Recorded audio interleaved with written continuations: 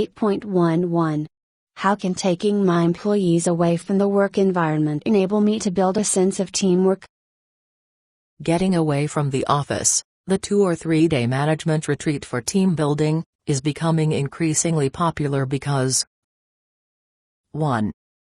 Team retreats enable the team to get away from the pressures of daily operations to focus fully on its concerns as a group in a more relaxed, leisurely, and collegial atmosphere. This includes time to identify team problems and solve them. 2.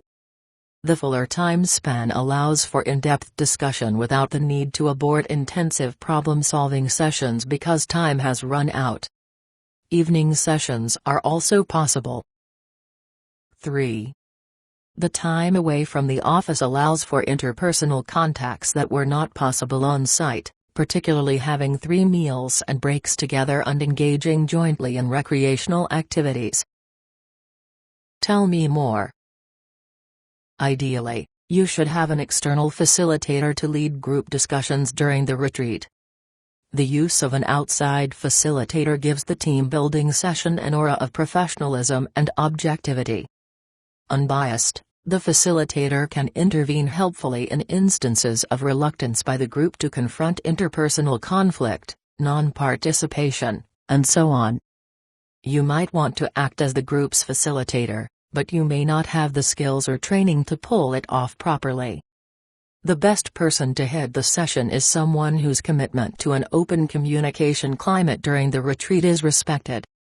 If the team doesn't believe in this, the team-building effort is likely to be only marginally effective, if at all. The retreat will raise task or work-related questions, interpersonal issues, process issues, and systems questions. Task-related questions include, what are the goals of the team? Are there any policies, either current or absent, that affect team effectiveness? Is the team planning-minded? Are there any procedures that are hindering effectiveness? Interpersonal factors may be probed with questions like the following: how do you relate to the team? Do you feel you are part of it? How would you describe each team member? Are there any members who produce conflict? If so, how can we resolve this? Process questions relate to how the group goes about doing its work. How are decisions made?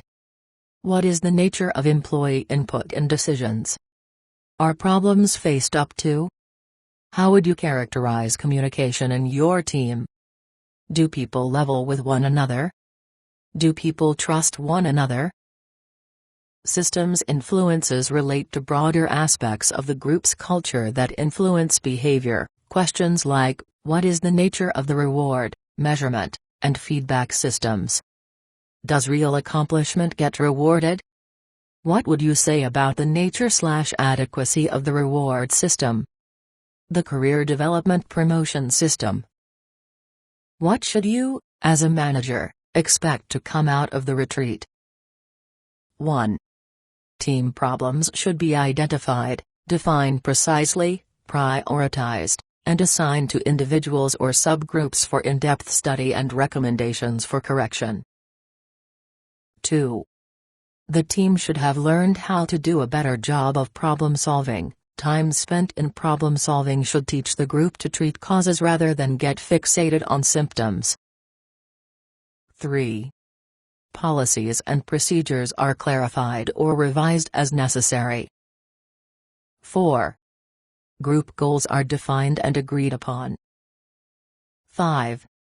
You may have learned that you need to alter your management style, shifting from a more or less command style to more of a team-oriented one that generates mutual trust and respect.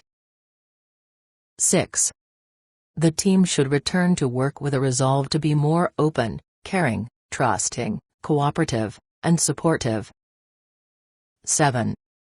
Conflicts between team members should have been brought out in the open and now are either resolved or a start has been made to resolve them.